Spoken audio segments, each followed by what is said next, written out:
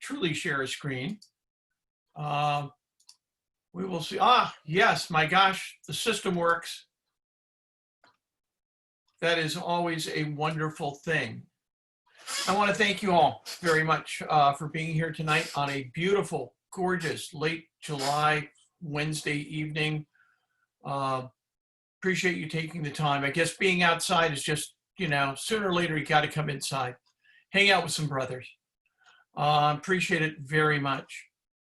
I want to start this tonight by emphasizing that I am not a Civil War scholar. I am not someone who knows the Civil War inside and out. I have visited several places, been in several places where Civil War battles occurred. I am a historian by educational training, but this is not something that I profess to be an expert on. I certainly have someone with interest in the Civil War, and I have been to Gettysburg. I've had the opportunity to tour the battlefield. So it really is a place that I've had a certain sense of being on hallowed ground. And so when the opportunity came up based on some books I had come across to write a little bit about it and do a little presentation as a Leo, it was a fun thing to put together. I want to start 1861, the beginnings of the Civil War. You can see we were, at that time, one of the best descriptions I came across, we were at that point prior to the beginnings of secession. We were the United States. We were states that happened to be united by a commonly agreed upon constitution, but divided by social, economic, and more especially the issue of whether or not it was morally correct and right to hold other human beings as property.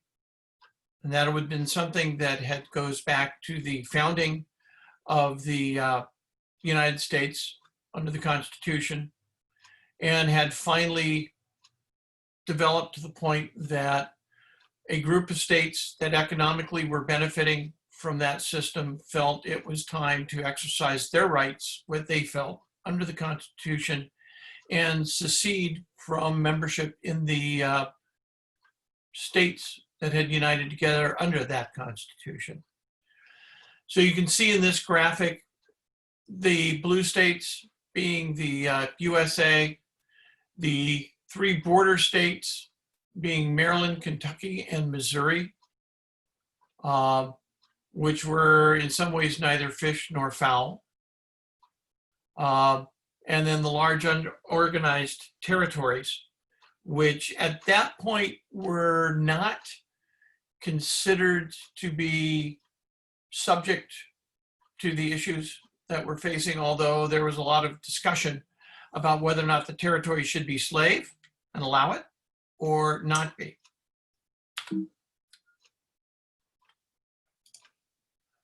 Freemasonry at the same time in 1861 had come back from the depredations that had happened with the anti-Masonic movement of the mid-1820s that lasted for 15 years to 1850. We represented 11% of the male population, 500,000, and that's something to bear in mind that we in 2020 are possibly looking at numbers under 1 million, but now we have 330 million people in this nation.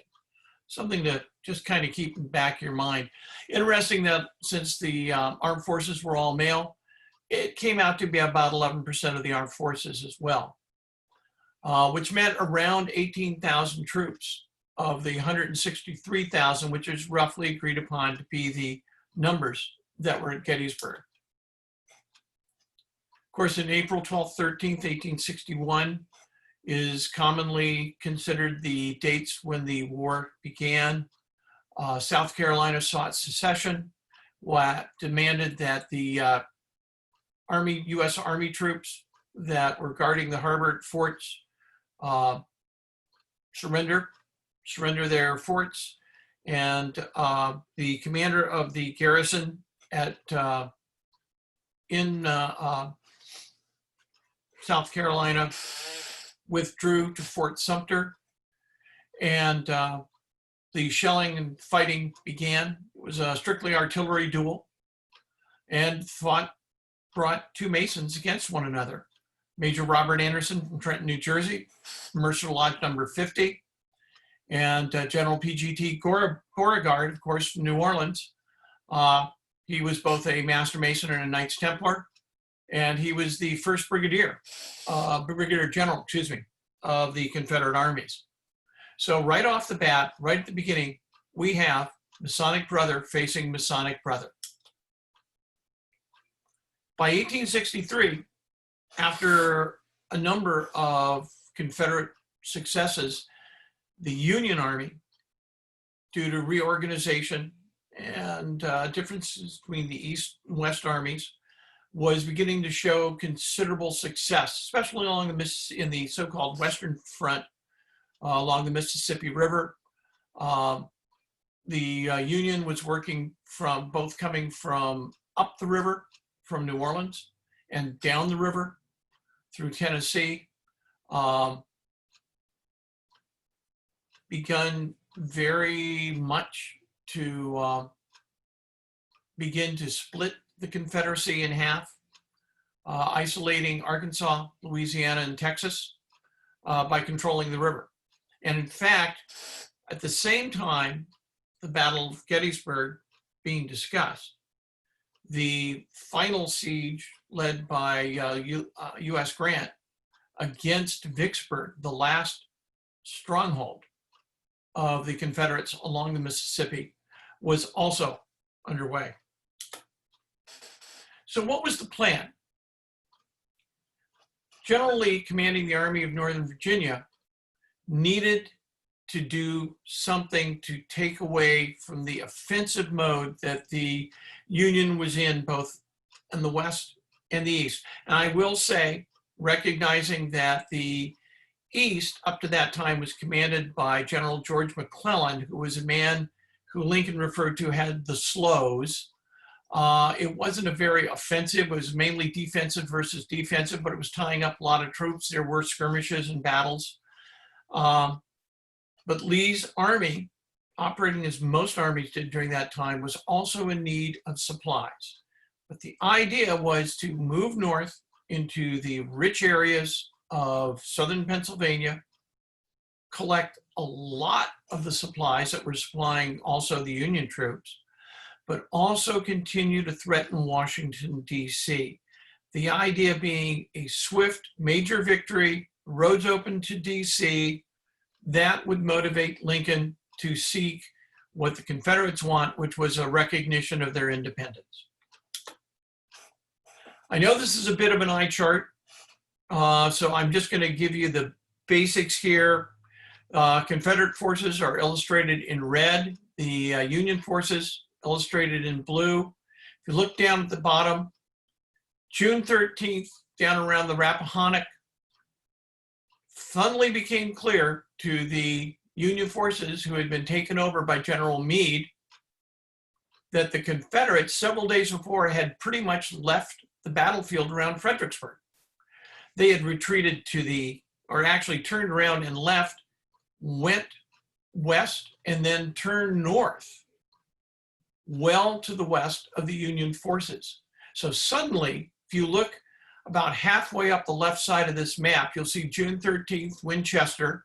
That's now Winchester, West Virginia, or Winchester, Virginia, excuse me. They were there June 13th. The Union said, holy cow, they're gone. And they started to receive reports of large numbers of Confederate forces moving to the north. So they were playing catch up.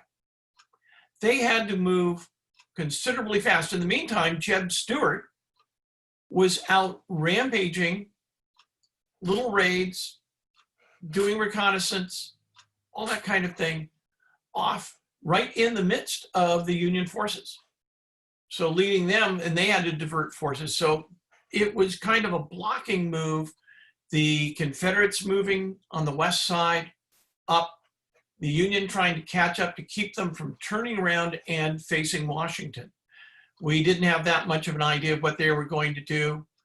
June 28th, they get the Chambersburg for Pennsylvania, and they detached General Ewell to head up and threaten towards Harrisburg. And the Union thinks, oh my God, they're headed for Harrisburg, capital of Pennsylvania. They keep marching, keep marching. In the meantime, Lee and the rest of his forces pivot to go east. They've received word from scouts and the like that there is a large Union supply depot in Gettysburg. You know, the word was there were shoes to be had in Gettysburg. This leads us to the morning of July 1st, 1863. In the low first morning light, breaking over their shoulders, looking to the west, the 8th Illinois Cavalry, who had established a forward scouting and skirmish line to the west of the town, spies coming out of the woods, Confederate troops. And the first shot that day is fired. Lieutenant Marcellus Jones, 8th Illinois Cavalry, member of Wheaton Lodge, Wheaton, Illinois. And he was holding my favorite black powder rifle, the Sharps Cavalry Carbine, that was invented by brother Christian Sharps, a Pennsylvanian himself, and a member of Meridian Sun Lodge number 158. So we have the first shots of the Civil War involving Masons, and considered the first shot of Gettysburg, also fired by a Mason, who made up, like we say, about only 11% of all the forces there. Oops. So let's look at the first day, just to give a basic idea. The Ewell had come back down from Chambersburg, so he came down from the north. He's there at the top of the chart. He's coming down the Carlisle Road towards the Union forces to enter Gettysburg. In the meantime, all during the morning and the afternoon, the Confederates press and press and press the Union forces, who are never able to fully establish a full hard line and have to keep retreating eventually through the town. And they pass through an area you'll see there on the left of center called Seminary Ridge. It's not to be confused with Cemetery Ridge, which we'll get to later. By the end of the day, they have pushed the Union forces out of Gettysburg, but the Union forces have been able to cement their line south of town along the west side and north side of Cemetery Ridge, Cemetery Hill, and off to the right, Culp's Hill, which runs just to the southwest of Rock Creek and becomes a natural defensive position. So on the first day, as the Confederate troops continue to push and push hard, a Union soldier, Anson Miller, the 151st Pennsylvania, falls, wounded grievously. Confederate forces pass by. They're continuing to press the Union forces. Some stop, see a pretty well-dressed Union soldier, and start to take the possessions belonging to this man. This man, this brother, cries out in a certain manner that is familiar to all Master Masons. And a Tennessee volunteer, Brother Minturn, and that's all we know of his name at this point, heard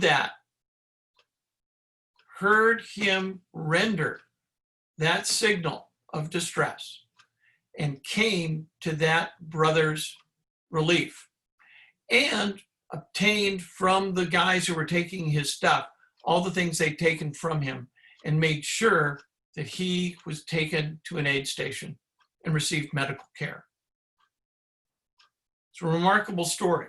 But now one that had been repeated, I will say, repeated both before Gettysburg, various engagements, and repeated afterwards. Oops, didn't mean to go back there. So the night came, the Union forces were rapidly reinforced. General Meade had arrived. Further reinforcements were coming up the Baltimore Pike, falling into position. I will mention up at Culp's Hill was a Connecticut infantry unit, of which one of my forebears was a member. And the 8th Illinois Cavalry that I mentioned on the first day also had a forebearer on its rolls. Something I didn't figure out until just very recently. So two men who probably didn't even know each other but are in my family line were at Gettysburg. Lee was established running north-south along Seminary Ridge and down to the south. His idea was, sensing that the Union left down at the south part of the line around Little Round Top was weak, hoping to strike a breakthrough, had General Longstreet bring his troops all the way down and dispatch to head across and make a continuous wave series of attacks, kind of a breaking wave going from the Confederate right to left to try and roll up the Union line over pretty tough terrain. This is the view of Little Round Top from the west. And if you look up there at the top, those are various monuments that were placed afterwards by various units. There were artillery placements along in there, very rapidly established artillery replacements, and they were manned by artillery troops, not trained infantry. And it was one of the things that the Confederates bore in mind, because they felt this is not a trained infantry unit. We can take them with infantry, although they will make it very difficult. And those artillery positions were able to shell the Confederates from a distance, and they needed to eliminate those batteries. So here's how the plan by General Hood, who was under Longstreet's command, played out. He had a mix of Alabama and Texas troops. They were to come up from both from Round Top, and that goes down into a ravine and then back up. I've been up on this on Little Round Top. And you can see they were a mixture of troops that they could throw together, get them all in line, and anchoring the left edge was the 20th Maine and the far left Company B of the 20th Maine. And this is where Brother Joshua Chamberlain, commanding officer of the 20th Maine, past master of United Lodge No. 8 of Brunswick, Maine, came into play. Colonel Chamberlain's masterful command that day. Now they were fighting, they were holding a position. The Confederates had to come uphill, which is a difficult tactical maneuver to make. Organized his men, led them in a very successful defense, and I might add counterattack. The story goes that as they were beginning to run very low on ammunition, Chamberlain seized the moment, had his infantrymen fix their bayonets, and conducted a counter-assault against the Alabama troops, breaking their line and causing them to retreat back to Little Round Top.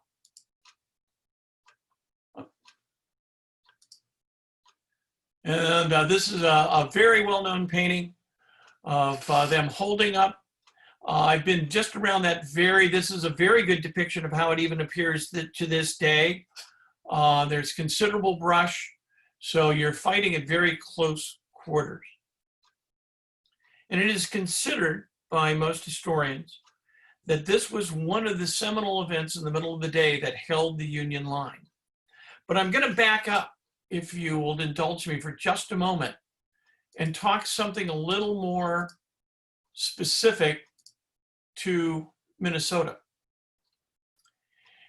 If you look at the layout of the Union lines on July 2nd, you'll see the Union lines on the west side with Generals Howard, Newton, and Hancock. And then General Sickles had brought troops forward. And down right underneath his name, you'll see something called the wheat field. By 6 p.m. that afternoon, it was hot, field obscured by cannon fire, the fog of war, the smell, the horror, the absolute numbing fatigue that everybody felt. Longstreet, sensing weakness, he had pushed the Union back. He pressed towards the wheat field, and the only troops present to be dispatched to address this yet another attack.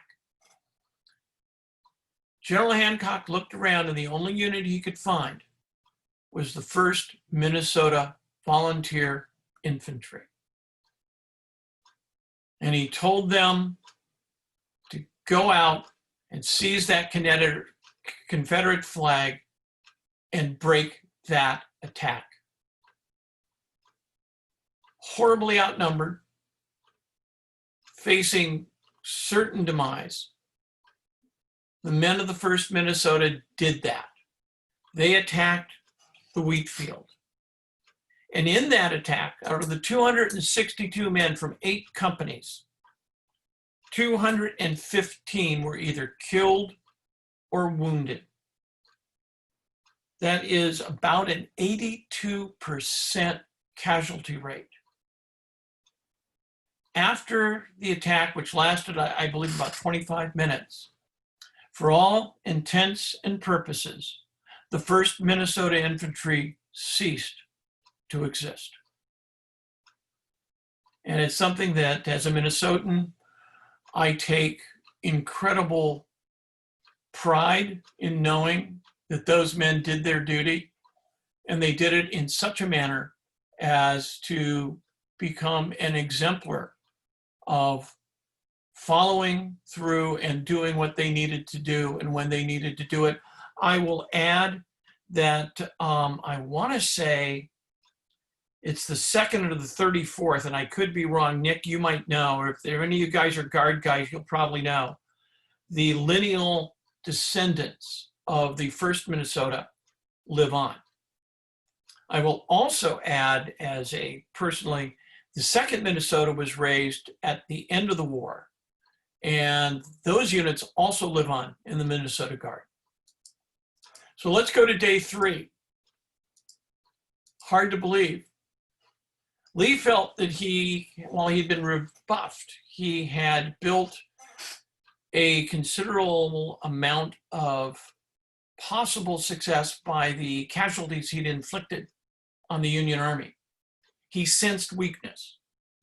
The Union was holding their line, but they were not an offensive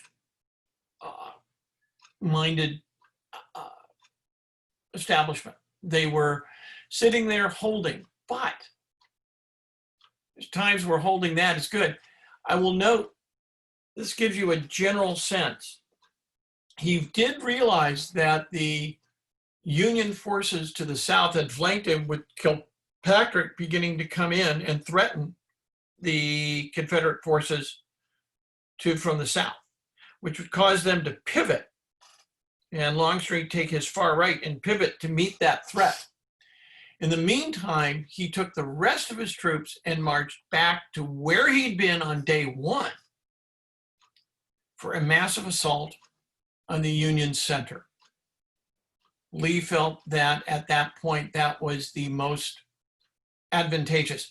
The General Ewell had come down to the south. His troops had had no success pushing back and forth on Culp Hill. They would take some line, lose it back, take it, lose it. It was a back and forth. It did not appear that the northeast corner of the line was going to give. So he's looking and an all-out attack. He charges his good friend, George Pickett, to go across the low ground. And in those moments, that day, we came across what is now referred to as the high tide of the Confederacy. It marked truly the northernmost reach of the Confederate Army in an offensive mode. And had they been able to break the Union lines, there was very little left between them and Washington, D.C. It was their last best chance, but that's you looking back over time. This is General Pickett, Dove Lodge, number 51, Richmond, Virginia. I believe Dove Lodge is still in existence. I should consult my Amity to see if they're still there. I will add that I have a family member who can claim military lineage from both sides. He served with the Minnesota Guard, and his unit traced its lineage to the 2nd Minnesota. He then did almost 6 years with the Virginia Army National Guard with a unit that traces its lineage to the 2nd Richmond Howitzers. So I tell him, well, you've heard of galvanized Yankee. I guess you're a galvanized Reb. But he still considers himself a son of Minnesota. So this is what things look like from Seminary Ridge. The very far horizon, you'll see some obelisks raised there. Those are monuments raised by veterans of the fight. That's what Pickett's troops had to cross under direct artillery and rifle fire. In the old Napoleonic version of just charge straight ahead. Virtually no cover. In the height of day, in the heat of battle, and in the blistering hot heat of those years. And that time of year. July is just miserable out there. This is what it looked like. And that fence line is the marks of me. That's about halfway. It's still an enormously long way to go out there in the open. But they marched and they were decimated. You can see here how it unfolded. Pickett's main charge. Now, one of the interesting things from a military historian point of view is that Pickett did not go straight on into Stannard's lines. He pivoted his troops to the left, which meant his entire flank was then open to direct fire. And a lot of people feel that that was, huge error. It allowed Stannard to sally his troops forth and take tremendous bite out of the offensive posture of Pickett's troops. They were all aimed to that area called the angle, that little right-hand turn that marks the stone fence that marked the west side of Cemetery Ridge. It also allowed the 8th Ohio to come in, pivot to the left, and come down to again do a flanking attack on Trimble's forces, as well as blunting Pettigrew's.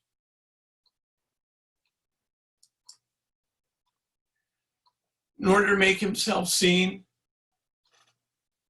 Pickett led his troops with his hat on his sword, so they would know where their general was. And you can see very vividly a lot of what the outcome was that day. This picture shows what is considered the high tide of the Confederacy. They broke through the Union lines very, very briefly and made it to that copse of trees you see there on the very left of this photo.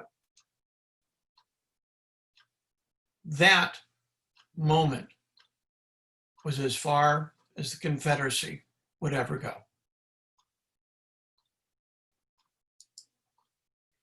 I want to finish tonight a little bit with the story of three Masonic brothers and how their lives came together and eventually was memorialized.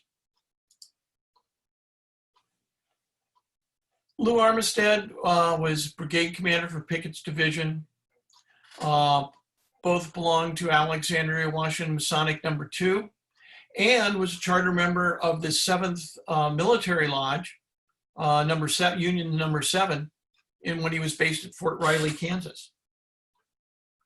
And he maintained those memberships. He helped lead and was part of that charge and was able to make it to and capture briefly a small Union artillery installation there, a small battery, until he himself was wounded. Commanding the troops, you notice I mentioned General Hancock from the fighting on July 2nd. Well, Hancock was still in charge of this area of responsibility under George Meade. He was a Pennsylvania Mason, Norristown, a Royal Arch, Knights Templar.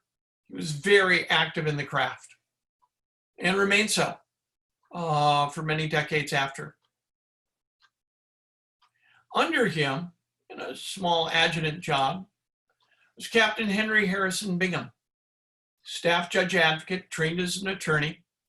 He was working as an adjutant. He was also Pennsylvanian, Chartier Lodge number 297, and Pennsylvania Union 121.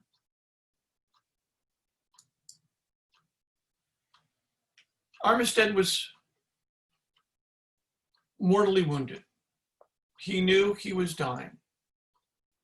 The story is he made that same request or call, and it was heard by Bingham, who came to him, and Armistead said, "My friend and my brother, my Masonic brother, longtime friend and Masonic brother, General Hancock, is nearby. Please give him my regards and my belongings." And he gave those and charged Bingham, Brother Bingham, as a Mason, to make sure that Hancock got those. And Bingham also responded by getting aid for General Armistead, and he lived another couple of days before succumbing to his wounds. And it was done not so much, it was done in the true sense of Masonic brotherhood, both Armistead recognizing a brother and asking him to do a Masonic good for him on his behalf, and also Bingham recognizing that at this point, this is a fallen, mortally wounded Masonic brother. He was felt morally, by his oath and obligation, charged to help him. And this led to the Friend-to-Friend Masonic Memorial.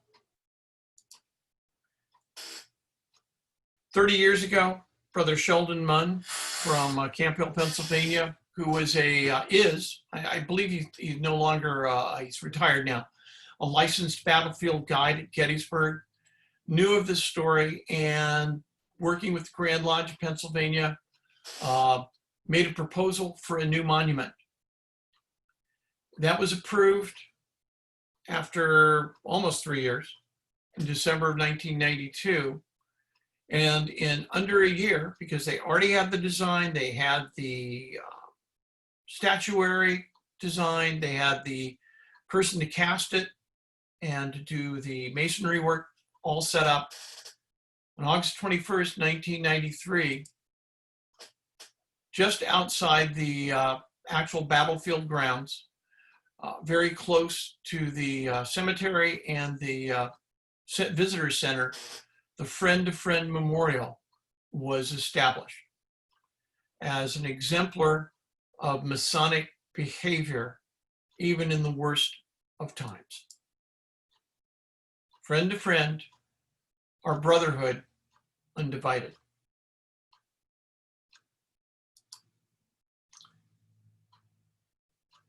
"31% killed or wounded." That is a horrible amount. 5,600 of our brothers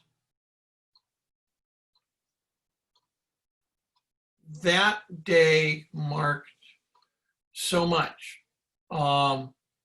The Confederate troops retreated eventually back to Virginia, and there was never again a true offensive undertaken by the Confederates. It was at that point a defensive fight for another 2 more years before, under Sherman, Sheridan, all the other, Meade and Grant, did they finally achieve the victory that brought us eventually to go from being the United States to the United States. For those of you interested in a little more reading, Munn has wrote Freemasons at Gettysburg. That came out 6 years ago. It's a fascinating read. There's more stories in it. Halloran's 2010 book, The Better Angels of Our Nature, some amazing stories in that. There was many occasions where troops would take a town, non-Masons would find a Masonic lodge and start to take things from it, and other Masons would stop them and say, no, you put that back. That those are people who are brothers to us, and you guys put that stuff back. There are stories of valuable items, including charters and stuff, being placed under protection. At least one was taken by a Maryland unit, and they sent it back and kept all of this Confederate lodges memorabilia and records and everything else under protection by the Grand Lodge of Maryland, and then returned it to them after the Civil War. So that, and of course the 96 book, which you can find on McCoy, House Undivided, Story of Freemasons Civil War. And that concludes my presentation. I know I've gone a lot longer than I expected. Like I say, I'm not a scholar, but it is a fascinating bit. So if any of you have any questions, comments, or denunciations at this time, and especially corrections, I'd love to hear them. Hi, this is Bruce. I don't know if you can see me on your list there. Hi, Bruce. I have heard, I am not an expert on the Civil War. I guess I better start there. But one of our brothers who was in the volunteer cavalry, the reenactors, from here in Minnesota, went out and worked with the movie crew and on horseback and as part of the scenes. Apparently, the only non-military designation that could be on a uniform at that time was the square and compass. Has anybody any further information? In other words, not only would you hear what our brothers heard back that time, but as the brother approached, although I believe it might be optional, you might see the square and compass sewn on the uniform. So a brother might identify. I'm not a scholar. It would not surprise me. I do not know when it stopped. When it was, I'm sure by World War II it was not used anymore. But you could, and people did have the square and compass sewn to their uniforms, so they might have seen it as well as followed somebody's vocal command as they tried to find the fallen brother. And I'm checking that, and I don't know if anybody else has heard that, but that is what I heard back 20, 30 years ago when this brother was active in the cavalry here in Minnesota. I recall that might possibly be in one of the books. I will have to go dig them out and take a look.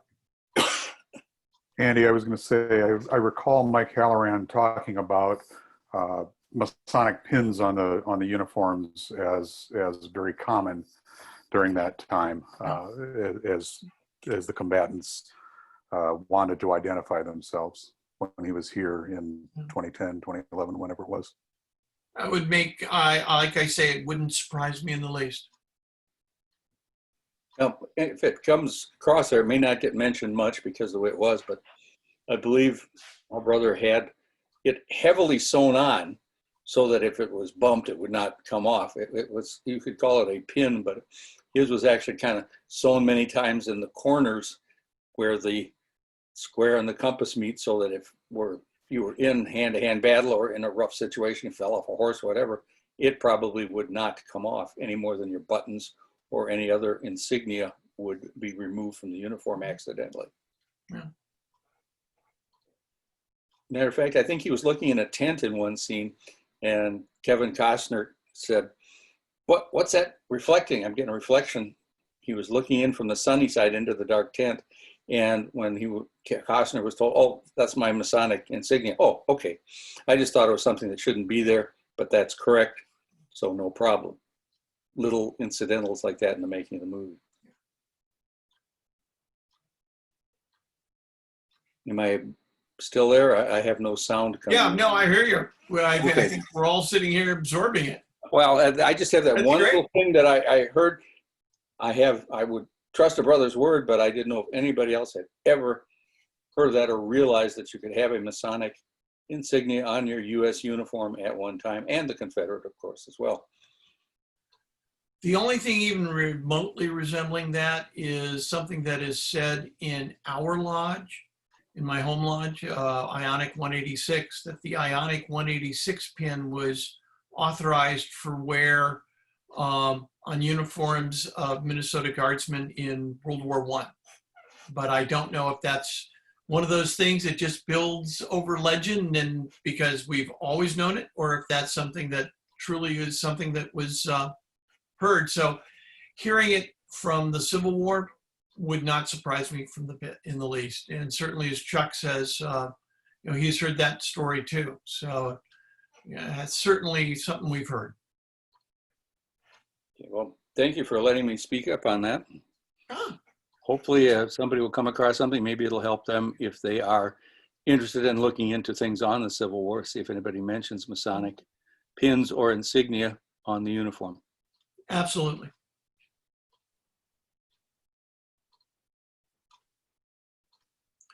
Well, if there's nothing more, I guess I should turn it back to the boss here. Let me see if I can Yeah, I have one figure other out how I do comment. that. I've always heard that relative to the Civil War, that Albert Pike's statue was stayed in, or was in Washington, D.C., and it was just torn down. Surprising how things have changed. I understand that this statue was moved many years ago to private property in Washington on the grounds of the Scottish Rite. Yeah, well, I hadn't thought I heard saw that it something in did. the media that some protesters tore it down. I was wondering whatever became of that, or if it was a true story or not. Well, it's on the internet. It must be true, right? Well, of course. I believe it was turned down. As far as private property, I do not know. It was not near the House of the Temple. Okay. I had also heard Another on park. news source that the statue itself was torn down. Yeah, they didn't know that Albert Pike actually resigned his commission. He was not a fighting general. He was the purser. He was the head of supplies for the Confederacy, for the Confederate Army. And had For a time, and never then in a resigned. battle in his life. Yeah. And he resigned and was wanted for treason to the Confederacy because he did not like how they dealt not with the slave population, but with the Native American population in the western part of the Confederate holdings. Yeah. And he worked as an attorney. I believe he was an attorney, right? And he worked to help the plight of the Indian/Native Americans during his whole life after the Civil War. And yet they tore down his statue just because he was a Confederate and they could get at it. That is the story I've heard at this point. Yeah.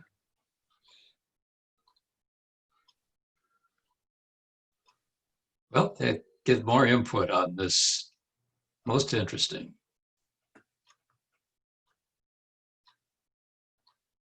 Well, thank you, Worshipful Brother. This was an excellent presentation, and I did get it recorded. Thank you for those that responded to the poll, and I will stay around if anybody has any further questions or wants to chat for a while. We do have a hand up. I don't know if that's my mistake. Tim Gaynor, did you have something?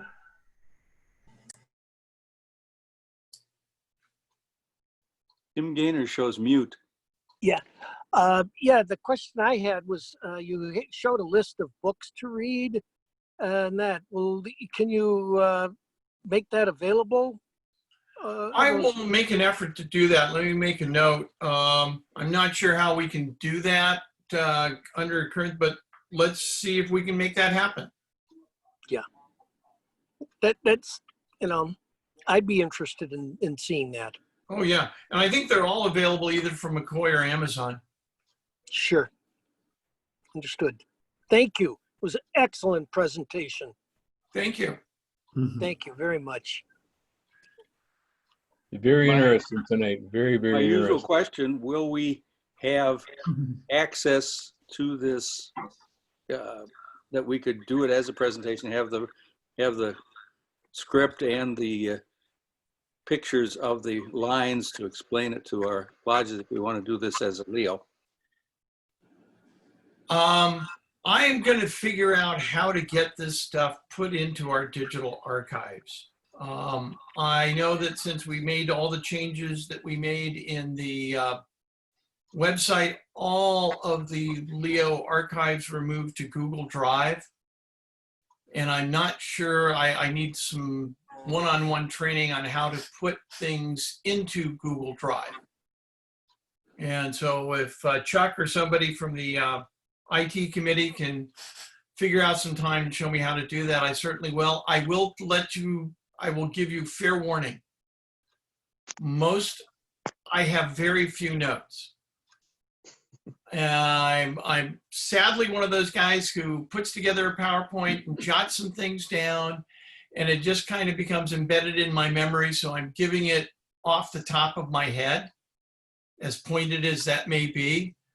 But I will do my best to try and put in some notes to give you some talking notes about what each slide is telling you. Yeah, bullet points or whatever you work off of might well do it for us. Yeah, My memory needs a lot of writing in front of me. I understand. Andrew, But I if would you'll love pardon to me give for this at interjecting. Lodge with our projectors and televisions. This will work very well for us. It would be Yeah. very visible to our brothers. And yes, if you do get the IT help that you need, and I understand that, thank God I've got a son who is a Mac business operator and helps me out on when I screw up the simple things. I know how difficult it is when you get to an area that you are not yet familiar with.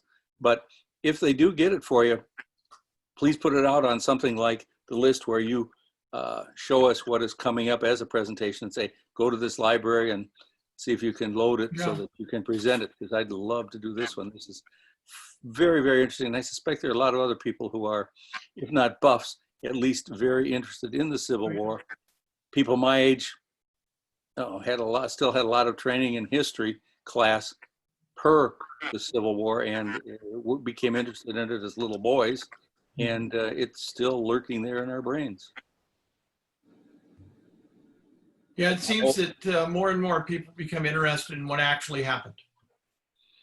Well, my mom used to talk to me about the old guys in town when she was a little girl were Civil War veterans, the last remaining.